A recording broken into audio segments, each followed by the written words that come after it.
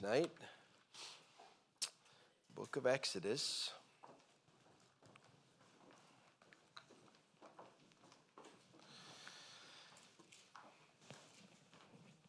So as you know, for most of us, we have been going this year through the timeline of the Bible.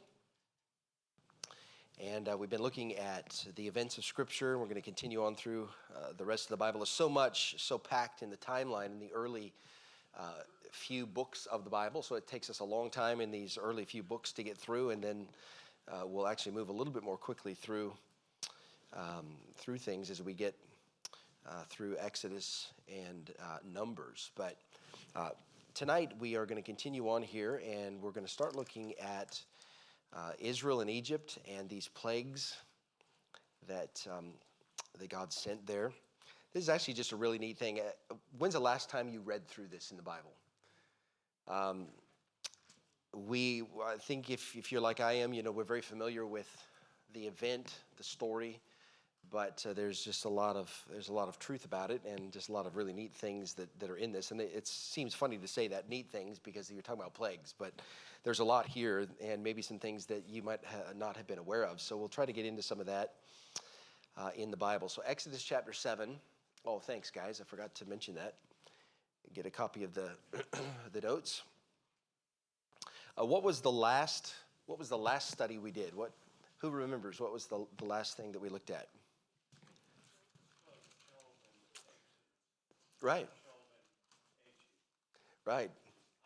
So we looked at that with Job's life the last time, and now we move into this here.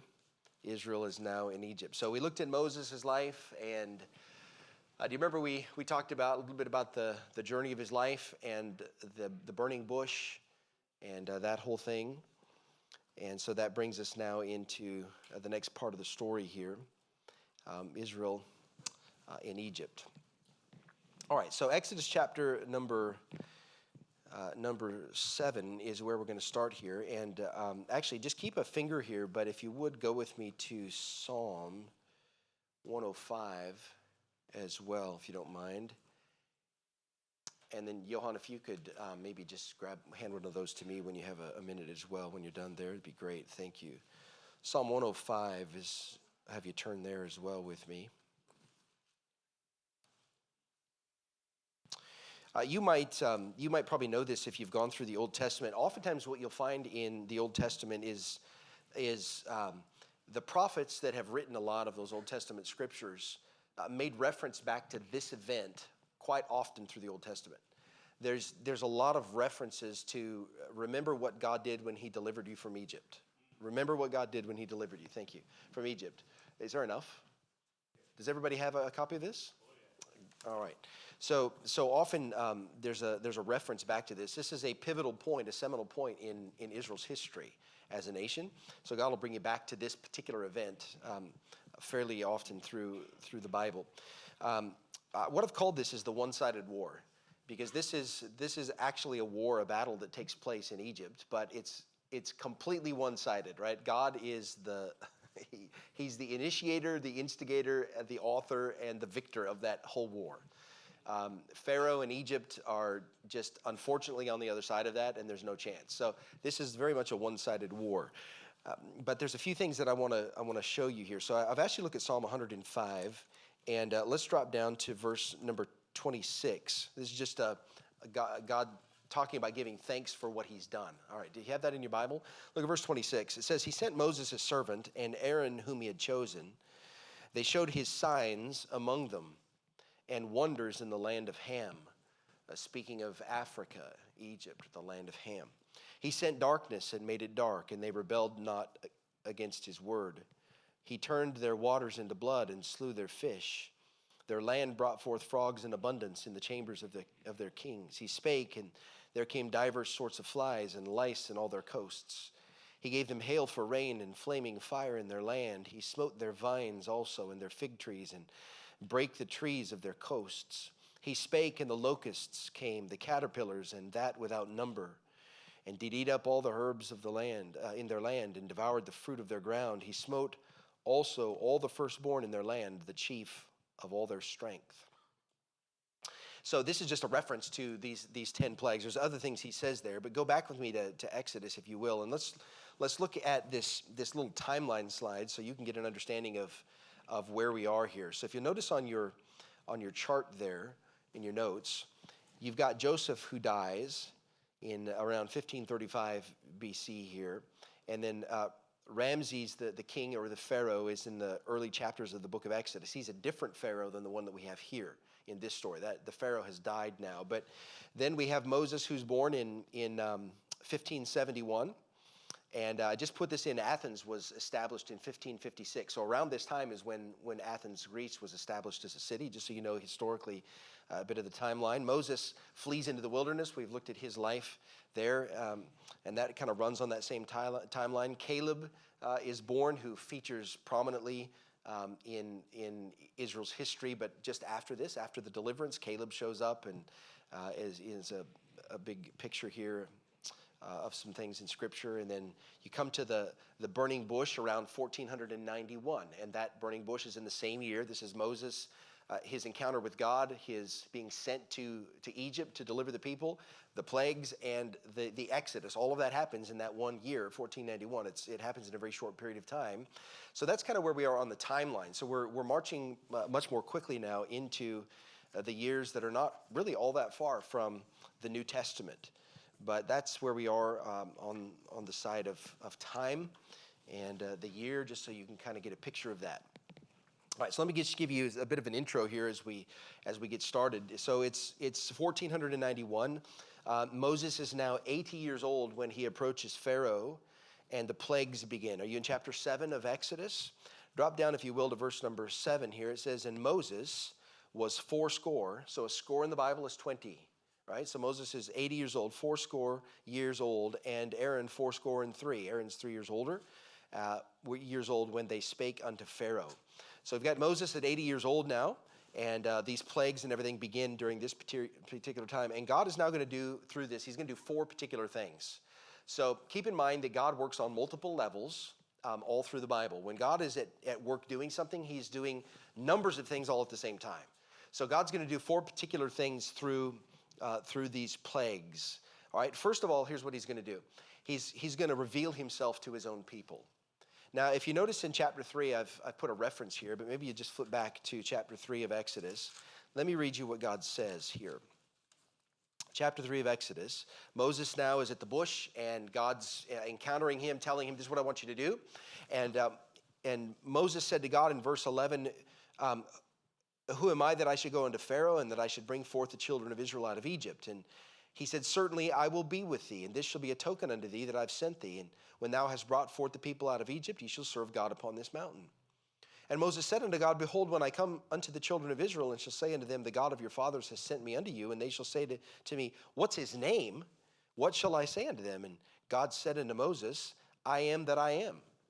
And he said, Thou shalt say unto the children of Israel, I am hath sent me unto you." So what God's going to do first here is God's going to take his chosen people who have forgotten him. They don't know him for who he is. And God's now going to take those people and he's going to reveal himself to his own people. This is who I am. I am the God of your fathers, Abraham, Isaac, and Jacob. I am. This is who I am in relation to you as a nation. So the people have been in slavery for all these years now. And we know there's cruel and bitter bondage and all of that they've been involved with, but they've also been involved in a pagan culture for all these generations now, and they have forgotten who God is. And so God says, all right, first of all, I'm going to reveal myself to my own people. They need to know who I am. All right, so there's something else that the plagues are going to do, this situation. God is going to execute judgment against the gods of Egypt. There's a little g there, because we know there's only one God. But there are many little gods, devils that masquerade as the truth. So in Exodus chapter 12, just flick over there. Exodus chapter 12, which we'll look at next week, I believe. But Exodus 12 and verse number 12, here's what God says about this last judgment he's going to put on Egypt. He said, "For I will pass through the land of Egypt this night, and I will smite all the firstborn in the land of Egypt, both man and beast, and against all the gods of Egypt I will execute judgment. I am the Lord." So what he's going to do is he's going to execute judgment against the gods of Egypt. Now, there were about 80 primary deities the Egyptians worshipped. They worshipped many other gods, but of what we would just call primary deities, they had about 80 of these deities, and they were all a part of Egyptian culture. These deities, they were grouped primarily around these categories around the Nile River. They worshipped much about the river itself. They worshipped the river and things around the river. Then they worshipped the land, and then they worshipped the sky. Okay, this is very similar to the Aboriginal religion. Very similar to the Native American religion. Matter of fact, we just call this animism. You familiar with that? So animism is basically the supernatural worship of the natural world. And so they've created personalities and spirits and gods out of all of the natural world. Hinduism does exactly the same thing, but this is satanic worship. But as we know, there's one devil, and there's one religion that's centered around Satan, but it takes many forms. But it's all the same religion. It all points to the same person, who is the devil, the counterfeit. And so that's what the Egyptians were. They were worshipers of all these false gods. And so the plagues that God sends here, these plagues they follow this pattern. He shows his mastery over each of these forces: the Nile River, the land, and the sky, and everything that they worshipped. So these are God's execution against the false gods of Egypt. So that serves to do two things. There is a war that rages in a spiritual dimension that none of us can see. And you have the forces of the devil that are given to us in Scripture that are in military rank. And so picture it that way. There's a military force in the satanic realm that is in operation in our world today, though we cannot see it physically.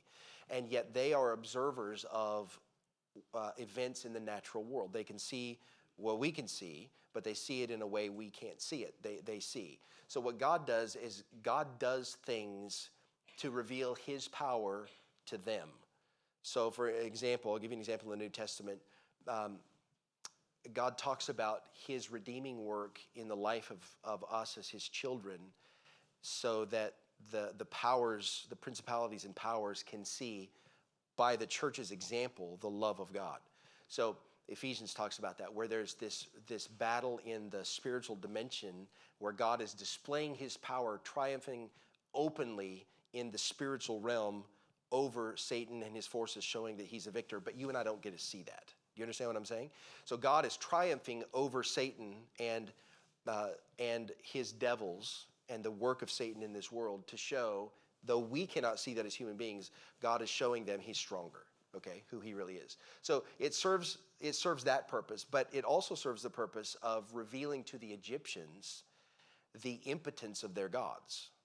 So when he executes judgment against their gods, he's saying the Egyptians are going to realize through this that everything they worshiped, these gods that they claim can prevent this or protect them in this area or provide for this in their life, these gods are impotent to do what they worship these gods to do. So that's what this is revealing here. So when he says, I'm executing my judgment against the gods of Egypt, that's what he's saying. I'm not only doing it in a spiritual dimension that you can't see as people, but he said, I'm going to do this for the Egyptians so that they can see their gods really aren't gods after all. He's trying to reveal himself to the Egyptians. Okay, so the first thing he's going to do, he's going to reveal himself to his own people. They're going to say, who is the Lord? Who is this God? And he's going to say, well, I'm the I am. I'm the God of Abraham, Isaac, and Jacob. I'm your God as your nation, okay? And then he's also going to execute judgment upon the gods of Egypt. Thirdly, the purpose of the plagues, to show the Egyptians that he is the true God. So not just to show them that they worship false gods, but to show them that he is the true God. Often through the plagues, that is going to be what God says as he's rebuking Pharaoh. So in chapter number 9, just a page or so away from where you were, look at chapter 9 and verse number 14. God says, for I will at this time send all my plagues upon thine heart and upon thy servants and upon thy people, that thou mayest know that there is none like me in all the earth. This is one of a number of times in this story where God says to Pharaoh, I'm doing this so that you and the Egyptians know there's only one God. All right, so I'm going to do what nobody else can do to show you who I really am. So he's trying to reveal himself to the people of Egypt. And then look at chapter 13. Again, a couple of pages over, the fourth reason for the plagues is he's going to actually deliver his people like he promised he was going to. So chapter 13 and verse number 14, as they're about to be delivered, God says this, "And it shall be when thy son asketh thee in time to come, saying, What is this? That thou shalt say unto him, By strength of hand the Lord brought us out from Egypt and from the house of bondage. And it came to pass when Pharaoh would hardly or would not allow us to go, that the Lord slew all the firstborn in the land of Egypt, both the firstborn of man and the firstborn of beast. Therefore I sacrifice to the Lord all that openeth the matrix, being males, but all the firstborn of my children I redeem." So the point is, God had instituted this, and God said the reason for these plagues is, I'm going to deliver you the way I said I was going to deliver you. Okay, why do you do this? Well, I told you I was going to deliver you. I did it. So God is going to fulfill his promise to bring his people out of Egypt and to bring them into the land that he'd promised to Abraham, Isaac, and Jacob. All right, so these are the four reasons for the plagues. It's not just one thing. There's four primary reasons here. And so the foundation of the plagues is seen in this recurring phrase. It's 9 times in these chapters. We'll go back to chapter 7, if you will, but 9 times in these chapters, there's a recurring phrase. Here's what it is: let my people go. God says, let my people go. Okay, 9 times here. And the plagues that we see in these chapters are seen in triplets. So there's really 9 plagues and 1 awful judgment at the end of it, okay? But we call them the 10 plagues, which is fine.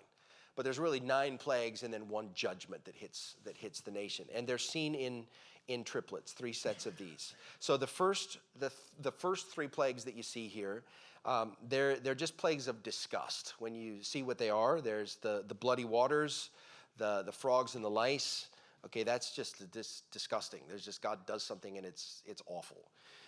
The next 3 come with pain and loss. And so you've got the flies, and then you've got the killing of the cattle, and you've got the boils. There's pain and loss that comes in this. And then the last 3 plagues, those attack nature.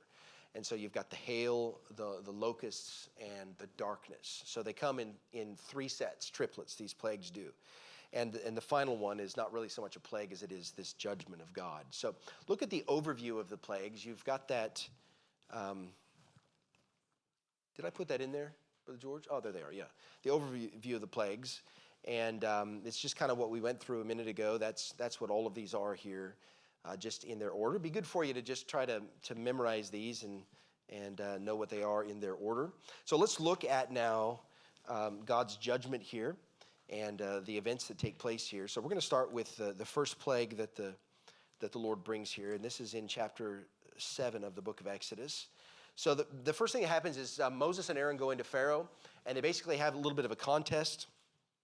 God said in verse number 1 of chapter 7, "I've made thee a god to Pharaoh, and Aaron thy brother shall be thy prophet." So God's put something in the heart of Pharaoh that has a certain amount of fear and respect for Moses and Aaron, these 2 brothers who come in. Otherwise, they'd never have been allowed into the court of the king. So because they're viewed this way by Pharaoh, they have access to the throne that they ordinarily would not have access to. God put that into the heart of Pharaoh. He's like a god. So anytime Moses wanted to come in, he could come in. And so there's a couple things that happen. Verse 3, "I will harden Pharaoh's heart and multiply my signs and wonders in the land of Egypt. But Pharaoh shall not hearken unto you." Verse 4, "That I may lay my hand upon Egypt and bring forth mine armies and my people, the children of Israel, out of the land of Egypt with great judgments. And the Egyptians shall know that I am the Lord when I stretch forth mine hand upon Egypt and bring out the children of Israel from among them." Now, we live in a Christianized culture. So particularly here in Australia, although we have subcultures that are here that worship a lot of different gods, but nationally speaking, we don't worship a lot of gods. You don't see idols to the land and idols to the sky and idols to the sea that are all around us. But this permeated Egyptian culture. This was who they were. They were the most idolatrous culture that there was at the time. And so God is going to execute his judgment and show them that the error of their idolatry. So the first thing that happens is Moses and Aaron go in before Pharaoh. And they have a bit of a contest. So it said that Moses takes his rod and casts it before Pharaoh. In verse 9, it becomes a serpent. And so that's what they do. And then the magicians are there, and they do the same thing. But Moses' rod eats up the rods of of the Egyptians. All right, so there's a contest here. There's some demonic activity happening as far as a counterfeit to the things that God is doing. And look at verse number 13. And he hardened Pharaoh's heart, and that he hearkened not unto them as the Lord had said. And so then it says, this is what's going to happen in verse 14. So let's read verse 14.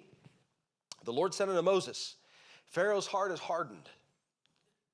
He refuseth to let the people go. Get thee unto Pharaoh in the morning. Lo, he goeth out unto the water. Now this was not a bathing ritual. This was a religious and a worship ritual. He was going to the river to worship because the Egyptians worshiped the Nile River. So he's not going down to have a bath. We know his daughter had a bath earlier, when she found Moses floating in the river. But that's not what Pharaoh's doing here. So this is a worship. So you go down to the river where Pharaoh's going to be, and thou shalt stand by the river's brink against he come, and the rod which was turned into a serpent shalt thou take in thine hand. And thou shalt say unto him, Thus the Lord God of the Hebrews has sent me unto thee, saying, Let my people go, that they may serve me in the wilderness. And behold, hitherto thou wouldst not hear. Thus saith the Lord, in this shalt thou know that I am the Lord. Behold, I will smite with the rod that is in mine hand upon the waters which are in the river, and they shall be turned to blood. And the fish that's in the river shall die, and the river shall stink, and the Egyptians shall loathe to drink of the water of the river. And the Lord said unto Moses, Say unto Aaron, Take thy rod, stretch out thine hand upon the waters of Egypt, upon their streams, upon their rivers, upon their ponds, upon all their pools of water, that they may become blood, and that there may be blood throughout all the land of Egypt, both in vessels of wood and in vessels of stone. And Moses and Aaron did so as the Lord commanded, and he lifted up the rod and smote the waters that were in the river in the sight of Pharaoh and the sight of his servants. And all the waters that were in the river turned to blood. And the fish that was in the river died, and the river stank, and the Egyptians could not drink of the water of the river, and there was blood throughout all the land of Egypt. It's interesting, there are a number of historical documents that exist from this time and earlier around Egypt, and there were people that recognized and have written about the waters of the Nile, how pure and refreshing they were. And there were actually people that lived around that area that would eat salt on purpose to become so thirsty so that they could drink the purity of the rivers of the Nile. So this was something that meant everything to the Egyptians. It was from the Nile River that they actually had their life. The Nile is what gave them the prosperity of their land. It's what provided the fertility of their land and agriculture and the wealth of Egypt. It all came from that river, which is why they worship the river. So this is where God's going to start here. So let's look at what this plague is and what God did here. So days earlier than this, Moses and Aaron before Pharaoh. And in chapter number 5, I'll read this to you. It's actually it might be in your notes, but in chapter 5, Moses and Aaron went in and told Pharaoh, Thus saith the Lord God of Israel, Let my people go, that they may hold a feast unto me in the wilderness. And Pharaoh said this in verse 2 of chapter 5, Who is the Lord, that I should obey his voice to let Israel go? I know not the Lord, neither will I let Israel go. So this was just days before they'd gone into Pharaoh. Let my people go. Pharaoh said, Who is he? I don't even know who God is. I don't care who God is. And now, in this, Jehovah God will reveal himself to this small king. He said, Who is God? Who's the Lord God? I don't know who he is. And God said, Let me show you who I am. So that's what's going to happen right here. And so in chapter 7 and verse 17, if you're looking there in that chapter, Thus saith the Lord, In this thou shalt know that I am the Lord. He had just said, Who is the Lord? I don't know who he is. And God said, In this you're going to know that I am the Lord. I'm going to smite this river that you worship and that you love, and I'm going to turn it to blood. And so Moses now is withstood. And would you notice in chapter 7, verses 11 and 12, Pharaoh also called the wise men and the sorcerers, and now the magicians of Egypt, they also did in like manner with their enchantments, for they cast down every man his rod, and they became serpents, but Aaron's rod swallowed up their rods. Go to the New Testament with me, if you will, to 2 Timothy chapter number 3. And this is where you have God revealing something in the New Testament that you didn't know in the Old. 2 Timothy chapter number 3. Notice what Paul says here. This is the Spirit of God giving insight into something that nobody knew before this. Chapter 3 of 2 Timothy, verse number 8. Now as Jannes and Jambres withstood Moses, so do these also resist the truth. Men of corrupt minds reprobate concerning the faith. Do you notice how interesting this is? God only just tells you in Exodus chapter 7 that there's the magicians of Egypt. And it wasn't until a couple of thousand years later that God said, now let me tell you who they were. Their names were Jannes and Jambres. These were the magicians that withstood Moses in the court of Pharaoh the king. And so God gives you some insight into that. So I told you, if you go back to Exodus chapter 7 then, so we know what's happening. We know who's involved. We got Moses, Aaron, Pharaoh, and Jannes and Jambres, the magicians here. So we see now that God is going to approach Pharaoh at the Nile River. And it was worshipped by the Egyptians, the Nile River was. It was seen as the living representation of Osiris. Anybody ever heard of Osiris? Okay, so that was what they viewed the river as the living manifestation of Osiris. It was their god. The Nile River was the source of the fertility of their land, and to drink the waters now as they turned to blood, it was to die of a poison, whatever that. It was blood that it turned to. You couldn't drink. If you drink it, that you die. If you don't drink the waters, you die. Okay, that's what's happening here. So there's a desperation that this brings to the people of Egypt. And this plague lasted 7 days. Would you look at verse 25 of chapter 7? Actually, look at verse 24. All the Egyptians digged round about the river for water to drink, for they could not drink of the water of the river. And 7 days were fulfilled after that the Lord had smitten the river. So this is a 7-day period of time where the waters turned to blood. Now, God does this on purpose because men at this time and men today have the same tendency. Unbelievers have a tendency to do this. They will view a supernatural event and they will try to give it a natural meaning and cause to dismiss the fact that there is a God.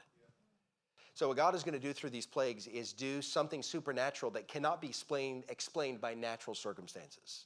He's going to do something in a way that you cannot say this is a natural phenomenon.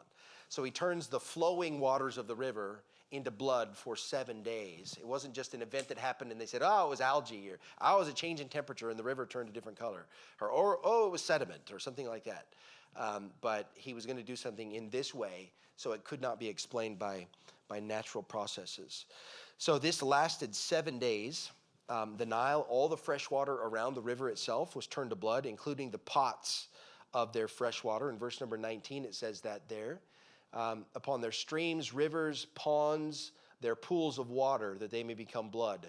So all the standing water that was exposed in any way was turned to blood, even their fresh water. But notice what it says at the end of all of this in chapter 7, verse number 22. And Pharaoh's heart was hardened, neither did he hearken unto them as the Lord had said. So that's the end result. By the way, that's the end result of all 10 of these things. Pharaoh's heart was hardened. So Pharaoh had a hard heart, but this is the first thing that God does here when he turns the water now to blood. So look at chapter 8 then. So 7 days pass, and this water is blood. And chapter 8, the Lord spake to Moses, go unto Pharaoh, say unto him, thus saith the Lord, let my people go that they may serve me. Because here's what's going to happen.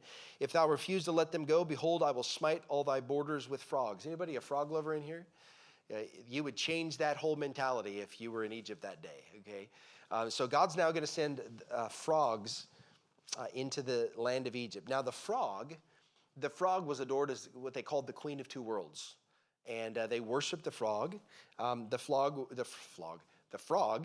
was placed on a sacred lotus leaf. You'll often see a picture of that. I've given you one here, a frog on a lotus leaf. The reason for that is because that's the way that the Egyptians worshiped and adored this particular creature. It was deified by the goddess of fertility, which was called Hecht. And Hecht was viewed as a deity with the head of a frog. And you'll see that in your notes. That is the Egyptian Hecht. And so that's what they worshiped. And she symbolized the renewal of life. And so that was the worship of Hecht, the goddess of fertility. So there was no warning for the first plague. The waters just got turned to blood. But here now, Pharaoh is given an ultimatum by God. He says, let my people go. Now what you're going to find in this whole process is it's an advancing lesson for Pharaoh. Okay, he's arrogant and hard-hearted and stubborn. And so each one of these plagues is an advancing lesson for the king. And so God says, let my people go. You know what I just did.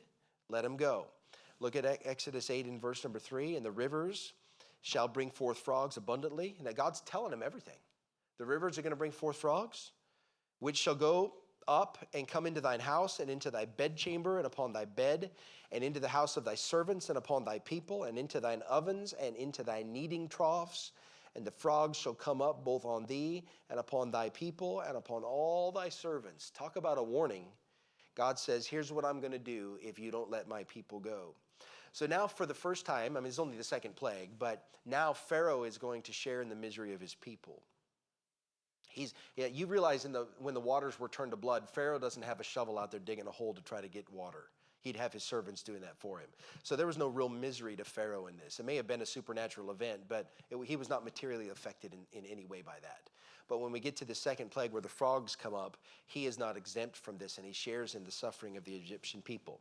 And so it says that the frogs came up and they covered the land of Egypt. You just can't fathom this. This isn't one or two hoppity creatures. This is they covered the land of Egypt. And here for the first time, here's what happens. He implores the Lord Jehovah by name to remove these frogs. So Aaron stretches out his hand in verse 6 over the waters of Egypt, and the frogs came up and covered the land of Egypt. And the magicians did so with their enchantments and brought up frogs upon the land of Egypt. Good job, boys. They've added to the misery. And then Pharaoh called for Moses. By the way, what the Egyptians are doing is counterfeiting. They're not creating, but they're counterfeiting. And that's an important distinction. So they did the same thing. They brought up the frogs. Verse 8, then Pharaoh called for Moses and Aaron and says, entreat the Lord. He's talking about your God. Entreat the Lord that he may take away the frogs from me and from my people, and I will let the people go that they may do sacrifice unto the Lord. So now he entreats God to remove these frogs from the land. But this was only from a sense of misery. And it's an important distinction to make here. When he entreats God to do this, it wasn't from a sense of sin and sorrow for sin. It was just a misery for the situation. And that's a big distinction that's important to recognize, because how often do we see this take place, on a hospital bed or because of somebody's broken life, and they'll come to God and implore God, take away the problem, take away this hurt in my life. But there's no sense of misery for sin. There's no sorrow for sin. It's not a repentant heart for who they are. They're just circumstantially in a painful place, and they're asking God, deliver me from this thing. You understand the distinction? This oftentimes happens. You may know somebody like this. That may have been your story before you actually got saved. You come to God because there's some broken thing in your life, and it's not that you realize you're a sinner in need of salvation. You just think God's big enough to handle your problem. You want him to take it away for you. And that's not what God's trying to do here.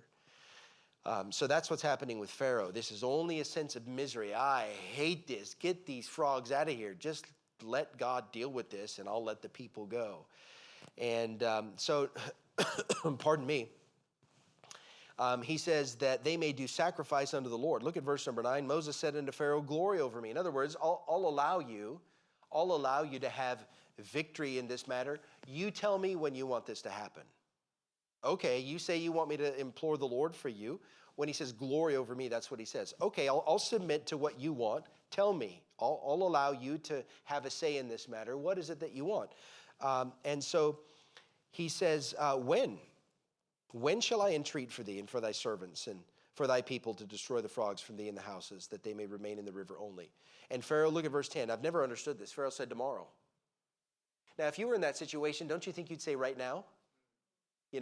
So this is that great message that was preached years ago, One More Night with the Frogs. That's where it came from.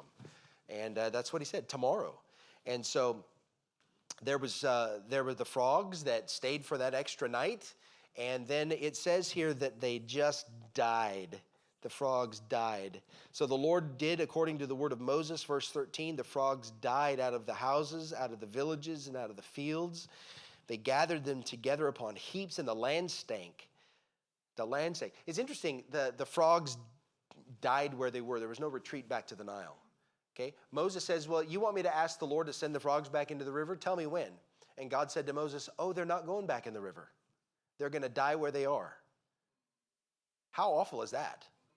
And the land stank. I mean, wouldn't it stink? Just imagine. There were so many frogs, they covered everything. It was in every house, in everybody's bedrooms, in everybody's beds. It was in what you cooked and what you were trying to eat. There was frogs everywhere. And God didn't just send them back in the river. He killed them all right where they were. And so you have this horrific smell of death and decay. They died where they were. And it says in verse 14, if you're looking, it says, they gathered them together upon heaps, and the land stank. And this is before they had big bulldozers. I mean, they're sweeping and scraping and shoveling frog bodies everywhere. It would have been truly horrible. But notice the result of this plague, verse number 15. But when Pharaoh saw that there was respite, it says he hardened his heart, and he hearkened not unto them as the Lord had said. Okay, that shows you there was no repentance. It was just, I'm miserable. Tell God to fix this problem. And there's a great lesson there, just for our life today. So that was the second plague. So we have the water turned into blood. They worshiped the Nile River. We have the frogs sent into the land. They worshiped the frog as the goddess of fertility. And God says, no, I'm going to execute judgment on the gods of Egypt, and I'm executing judgment on you because of what you're doing. Let my people go. Pharaoh said, I'm not doing it. So we move on then in chapter 8 to the third plague that hits the land of Egypt. Verse number 16. Get into my notes here. Verse number 16 is where we start. And the Lord just simply says this. The Lord said unto Moses, say unto Aaron, stretch out thy rod and smite the dust of the land, that it may become lice throughout all the land of Egypt. And they did so, for Aaron stretched out his hand with his rod and smote the dust of the earth, and it became lice in man and in beast. All the dust of the land became lice throughout all the land of Egypt. And the magicians did so with their enchantments to bring forth lice, but they could not, so there were lice upon man and upon beast. And the magicians said unto Pharaoh, this is the finger of God. And Pharaoh's heart was hardened, and he hearkened not unto them as the Lord had said. So what we have now is this third plague, the plague of lice.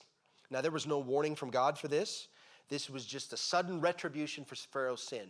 Okay, he said, let my people go. I'm not going to do it. Water goes to blood. I told you to let him go. If you don't, I'm going to send you frogs. Pharaoh said, oh no, I'm going to harden my heart. So the frogs die. They're trying to clean up the mess, and the next plague just hits. It was a sudden divine retribution for Pharaoh's hard heart. So stretch out thy rod is what he said to Aaron and Moses. Stretch it out and smite the dust of the land, that it may become lice throughout the land of Egypt. So these first two plagues, they fell upon the Nile River. One was the river itself as the water, and the second was the frogs that were in the river. So the first two were upon the river. This falls upon the dust of the land, the physical earth itself. Now the earth was worshipped by the Egyptians itself. So the dirt was worshipped by them as the father of the gods. That's what they viewed the earth as. And the black soil of Egypt was held sacred to the Egyptian people. So this was a very big part of their worship. And the god that they served in this was named Geb. And Geb was believed to be the deity of the earth. So God took what they worshiped and he plagued them with it. They worshiped the dirt. I realized that this happened, and I realized that even in our world today, there are people that worship this way, okay? But for somebody who grew up in a Western culture like I did, I have trouble comprehending that people would worship the dirt or that people would worship the water. I'm grateful that I wasn't raised in that, But that is a very real fact of the world today and in the world back then. So God is going to take what they worshiped and he's going to plague them with what they worshiped. And he's trying to open their eyes and help them to see the truth. So I want you to notice with the first two plagues, with the water to blood and the frogs, that you have Jannes and Jambres, those magicians. They imitated something. So that was the blood and the frogs. But here, with the plague of lice, they're unable to do this. And the reason why is because this is an act of divine creation. That's what this is. You notice what it says that they did in verse 17. Aaron stretched out his hand with his rod and smote the dust of the earth, and it became lice in men. God took something and changed it into something else in the plague. It's an act of divine creation. And this is something that Satan could not counterfeit. So these magicians are unable to do something, and they recognize this is the finger of God. Now, they weren't talking about Jehovah God here. They're just saying this is something supernatural. We can't counterfeit this. This has to be a God. It's not talking about the one true God. This has to be a God, is what they're saying. So this is something that they could not do.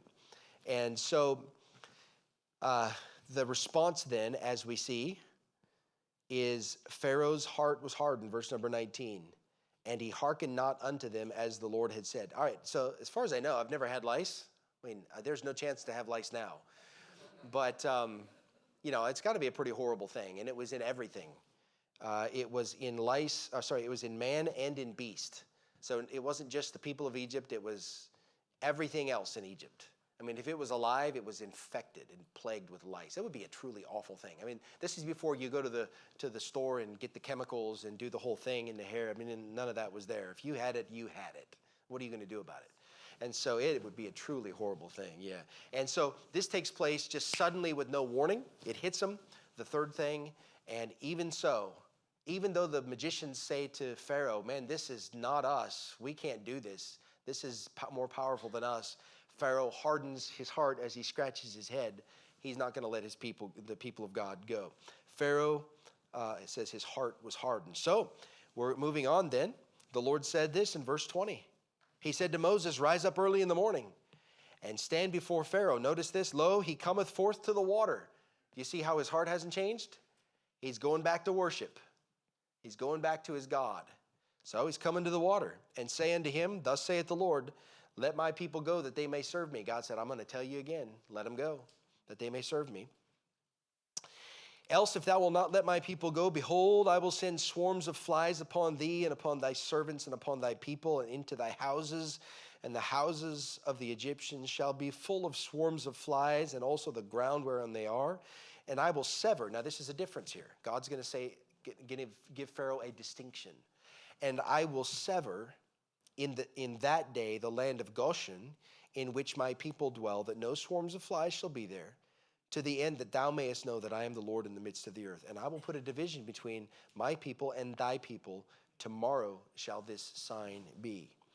So the next day, Moses meets Pharaoh in the morning with the same demand, let my people go. And the flies, it says, he will send swarms of flies upon them. Now, I want you to look at that verse that I put in your notes. In Psalm chapter 78, there's another recounting of Israel's history in that psalm. And you don't need to turn over there, but notice the verse I've given you here. It says this, that he sent divers sorts of flies among them, which devoured them, and frogs, which destroyed them. Okay, so we're not talking about the housefly here. I mean, that would have been no doubt part of it. But there are diverse kinds of flies. I mean, you picture the smallest little gnat to the biggest and awfulest fly, to the beetle, to everything that flies, okay? And this is what God sent, swarms of these in every shape and size. It would have been an awful thing. I mean, truly awful. I think of all the things, this would have been the worst to me, these flies. And it says in verse number 21, if you'll notice here, it says that they afflicted the ground as well. Do you see that? They afflicted the ground at the end of verse number 21, and also the ground whereon they are. So this would have been probably some sort of beetle that would have been included in all of this, that would have been upon the ground. And God sent these in swarms upon the whole land of Egypt. And so these flies, it begins a group of judgments that inflict bodily harm against man and beast. So the lice and the flies are things that are now going to inflict some harm. There was a worship that they had in the Egyptians of this large black dung beetle. It was worshipped also as a god of fertility, and the Egyptian sun god had a beetle on its head. And it wasn't just that you look at that and it's ridiculous. It was what they worshipped. And so I've given you a picture of that in your notes here. This is something that they worshipped as people. And so the flies come. The Lord did so, verse number 24. And there came a grievous swarm of flies into the house of Pharaoh and into his servants' houses and into all the land of Egypt. And the land was corrupted by reason of the swarms of the flies. And oh, wouldn't it be? You thought the Aussie flies were bad, and they are bad. But so now notice what Pharaoh does here. We'll be done with this plague. And we're going to continue on with these next Sundays so we can get through with them. But I want you to notice what happens here. Pharaoh calls for Moses and for Aaron. He says, "Go ye, sacrifice to your God in the land." And Moses said this, "It's not meet, it's not fitting, it's not suitable so to do. For we shall sacrifice the abomination of the Egyptians to the Lord our God. And lo, we sacrifice the abomination of the Egyptians before their eyes, and will they not stone us?" Because the things that they were going to do would have been seen in the eyes of the Egyptians as abominable. So Pharaoh says, "All right, listen. You can go, but just sacrifice whatever. Just do it in the land of Egypt." And Moses says, "Oh, it's not going to happen that way. Because if we do that in the land of Egypt, they're going to see what we do and they're going to kill us, right? So we need to go where God told us, 3 days out into the wilderness, and we're going to sacrifice there." So we go 3 days into the wilderness and sacrifice to the Lord our God as he shall command us. And Pharaoh said, "I will let you go that you may sacrifice to the Lord your God in the wilderness. Only ye shall not go very far away. Entreat for me." Like, please, just ask God for me. Just don't go very far away.